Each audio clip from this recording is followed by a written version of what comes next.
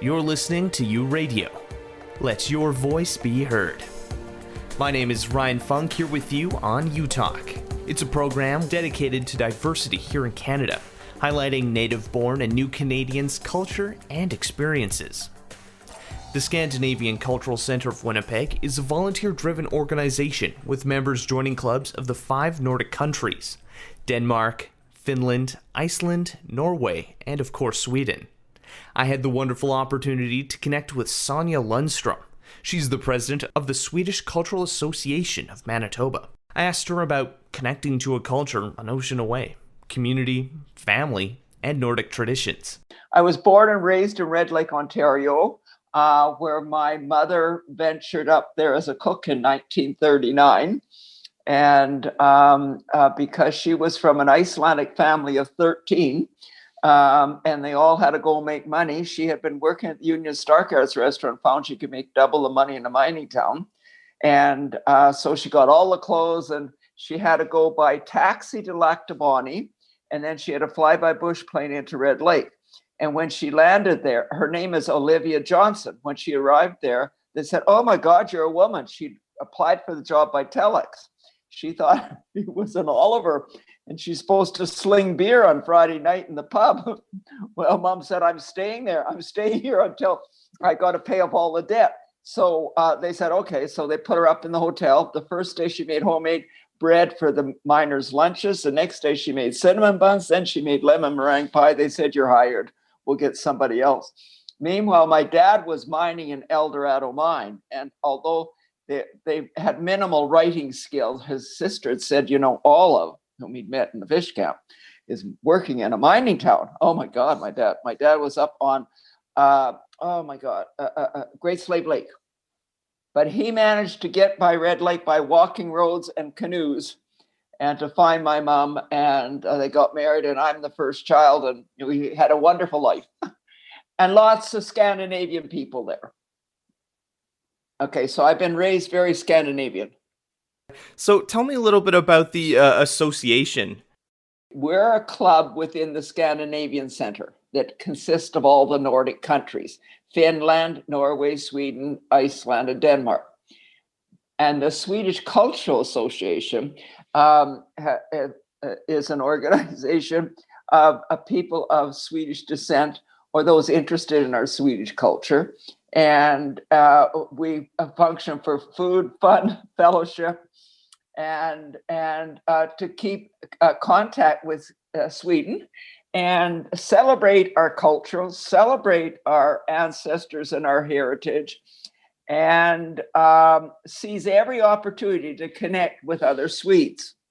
Now, one of the things that has been a major initiative as a result of our studying our immigration and a book that was written about the Swedes of Canada, the Swedes, when they immigrated here in the 1800s and 1900s, they were content any place. You just give them some snuff and a saw or an axe, and they're happy in the bush. Okay, so they settled all over the place. Okay, so what we decided, we're going to go visit them. Okay. And we're going to bring our food and our dancing and our singing and our stories. And we started in Eriksdale, and we've gone now to 6 different places: Eriksdale, Meadows, Sprague, Lac du Bonny, Lac Lou. And each time we bring the maypole and we dance around the maypole. We bring the big dollar horse, we parade around with it, tell our stories, eat our food, and get the Swedes out of the woodpile, I say. And we've all got that basic feeling like we're relatives by virtue of getting together with our music. Okay, we've got a band that we take with us too, with our food, with our stories, our way of being that is just so Swedish. And it's such a good feeling. Anyway, so we've done that and had a wonderful time. You mentioned you were raised with the Scandinavian culture. Maybe go into brief detail exactly what that all entails. What exactly is that for people who are living here in Canada or other cultures? What exactly does Scandinavian all mean? We like to work hard and we like to play hard. And they've got a heavy dose of perseverance. The Finns call it sisu, but but well, we just do it, and the job gets done. And like adventure and challenges, natural, our like favorite thing is to pick mushrooms and blueberries and swim and be out in nature, summer or winter. You know, there's no such thing as bad weather. It's another adventure. And like to get together and tell stories. And I was raised that way with the different prospectors and the different Swedes that would meet at our place, hear all the stories. And my mom is Icelandic, and the Icelanders, oh my God, they really love to get together. And again, tell the stories and eat the food and have the music and sing. It's a wonderful way to live. Yeah, I was just going to ask, do you find it difficult at all to connect with, a culture that's like a whole ocean away? No, it's in me. Even like the culture we experienced here. I've been to Sweden 3 times. I've been to Iceland 5 times. I've been there. It's different than what we experienced here, okay, because of our ancestors. But there's similarities also. Okay, that's the new country. We're kind of the old country. Vinatart is a good example of that. Like we make vinatart here, but they don't make it there. There are certain things that we do. Like I'm just talking about food. Books is another. Mushroom picking. The foods. Oh my God, the foods. The herrings. The lutefisk. The gravlaxes. The breads. The cookies. It's just in us, okay? And to live off fish and nature, okay? Like reindeer and deer meat is sacred there. It's in my family every time. It's a celebration. That's what we brought with us from there. There's part Scandinavian culture here in Canada, and then part over there. It still meshes. Oh yeah. Well, I've been there, and I stood on the rocks. And there's something in my soul about being there that the only thing I could say, there's cell memory. The indigenous people say we have 7 generations in us. So 7 generations in my soul, in my cells. And that's what we do in our club, try and get those cell memories going, get people on fire about it. Because when you get together with your own culture, we bond. It's unbelievable. It's a feeling that's very special. And I keep saying in our Swedish club, I'm so grateful that we've got to know one another. There's something so special here. We're so lucky we have this culture for us to be a part of enriching our lives. And the organization right now, they're celebrating all of this culture in a virtual form. Tell me a little bit about that. Right. Isn't that great? Well, we were going to have, to celebrate Manitoba 150, we were going to have a big celebration. And then COVID hit, okay? And we'd applied for a grant, so we got the grant. So they said if we could use some of the grant, we could carry it over to next year. So we decided to do a virtual. And meanwhile, okay, as part of our Swedes on Wheels, our party on wheels, we were going to these different places and collecting story. And we decided for Manitoba 150, we're going to take those stories and put it on our webpage. And during COVID, send one each month to our members, okay? And from that grew the idea, let's all the clubs do that. And it could be part of our virtual history museum. So that's what's on our webpage now, are those stories. And it's a way of keeping them recorded. It's a way of sharing them. We've discovered so many things that, the Swedes and the Icelanders, they've all done. And we're all in this party together. Of course. Oh, that's amazing. That's amazing. Is there any songs or foods? And you were mentioning something about a Christmas tradition that kind of speaks out to you and is very close to your heart. Oh, lots. Okay. Well, Lucia is coming up. So we're doing Lucia virtual. Lucia is a lighting, celebrating the darkness. Like one thing when I was in Sweden, they celebrate the darkness. Okay. And it's a time, well, there's different words for it. Huggy, lagum, they call for coming in, reflecting, meditating, and also partying. And so we celebrate that with Lucia.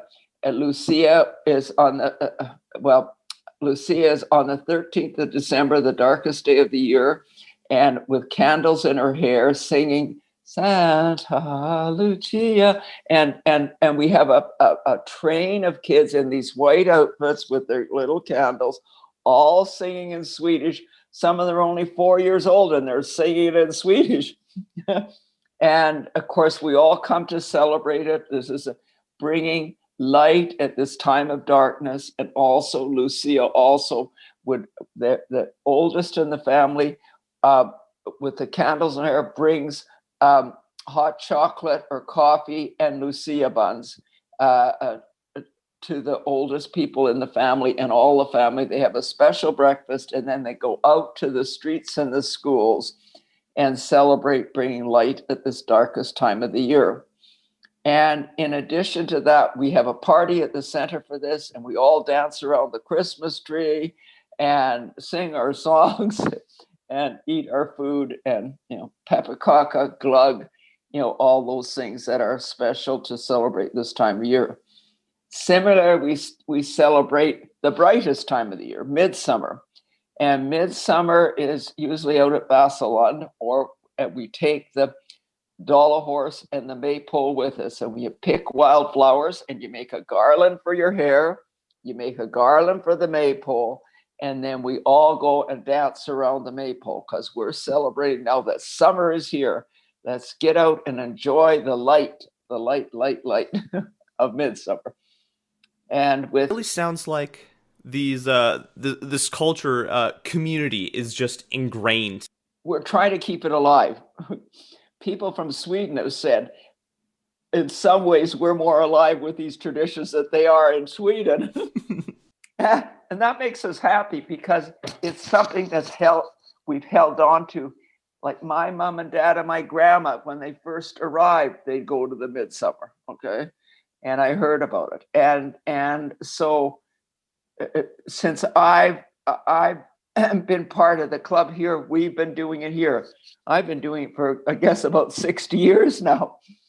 And it's a wonderful way of connecting. It's such a wonderful feeling, picking the wildflowers, making the garlands, listening to the music again, playing the music, dancing around, being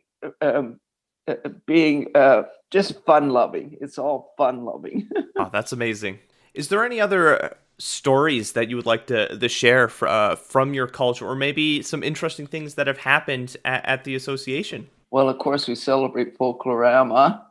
I think one of the big things is when we went to Kenora with our big dollar horse on a trailer and with we made all our own costumes. Okay, we got our cultural costumes. That's everything. Okay, I think one of the things is whatever we do, we all get together and do it, and we work, but it becomes play. Like we made all those costumes, and we had so much fun doing it. Okay, what's that? Going to Lac Loup, these road trips and going to Lac de Bonnie, I tell you, with our maple and Noma. At Lac de Bonnie, okay, it was pouring rain, and we had the maypole. Well, we had to go inside the Pioneer Club. We had a beautiful log cabin. We were going to be outside. And you always decorate with birch trees at the entrance for midsummer, okay? So we had them there with our flags. And it's pouring rain and windy. We can't go out. I went and I grabbed that birch tree. I hung out. It became the maypole. Everybody danced around. Everybody took turns hanging onto it. We had so much fun. I don't know if there's any one story. We've had we've had so much fun. We're proud of the stories too. Oh, of course. You need to be able to celebrate and get excited about, history, heritage, as well as just the stories that you create with friends and family. Yeah, we're creating, and Okay, we love to get together and make things. We have sewing bees and we make our dollar horses, we make our tomtas, we knit together, Lavika mitts. You know, when we get together, we got to be doing something. Eating or... Keep yourselves busy. One of the things is, when I went to Sweden, I insisted I was going in the wintertime because my whole family skied. I was born with skis. And I want to go there in the wintertime. It's 30 below, but they're out there bare hands, you know, with their Christmas or their winter market selling stuff. And they're used to it. There's no wind. But anyway, I went to the bakery and I saw these buns. Oh my God, they were so gorgeous. Well, I found out that they're the fat day buns. They're semla buns. They take the inside out. They put marzipan in with inside of the bun and whipped cream. Okay, the top of it whipped cream. Oh, ooh. It's to die for. So I decided I'm bringing that back to Canada. We're going to make the semla buns and we're going to have the semla bun. Oh, we do every year and it's so good. Sounds delicious, just you describing it. And you mentioned even the younger generation has been getting involved in some of these traditions and things. Again, the young kids as young as 4 singing and taking part. Oh, yeah. Well, that's Lucia. You know, it's so much a part. That's particular our Swedish people. Okay. And although we're not having Lucia this year, we're going to do it virtual. They'll be still doing it. Like if you start singing those songs at a young enough age, by the time you're 12, you're Lucia and you can really sing it. And one of the girls that sings Wonderful, Wonderful Copenhagen, she's now an opera singer, but she started singing Lucia. And like to sing Lucia is very, very beautiful. And the violin player is also one of our Swedish girls. And they get to express their gifts through events like Folklorama, Lucia, those different events that we have. This summer, because of COVID, I got the Swedish or the Scandinavian band out in our park out here. Got everybody here. Come on. We're going to have a outdoor concert. So we did. And then I found an accordion player. Music makes it. I found an accordion. He loves to play. I got him here and I had everybody in the park for a lunch. You know, food and fellowship and music. I've just created a Yuck-Muck reindeer dance. And it's on our YouTube, okay? Right. And I've got a 97-year-old friend, a Swedish friend, okay? And she's even doing it. Now this is all, but this 97 Gunvor Larson is a lady to be reckoned with. And she has just won Manitoba 150, one of the 150 Manitobas that are being celebrated. She's our matriarch. She's our guide. A wonderful, wonderful person. And she's always after us. I keep doing more. Well, fantastic. Where can people go to find out more information about your organization and to find out more about Scandinavian and Swedish culture?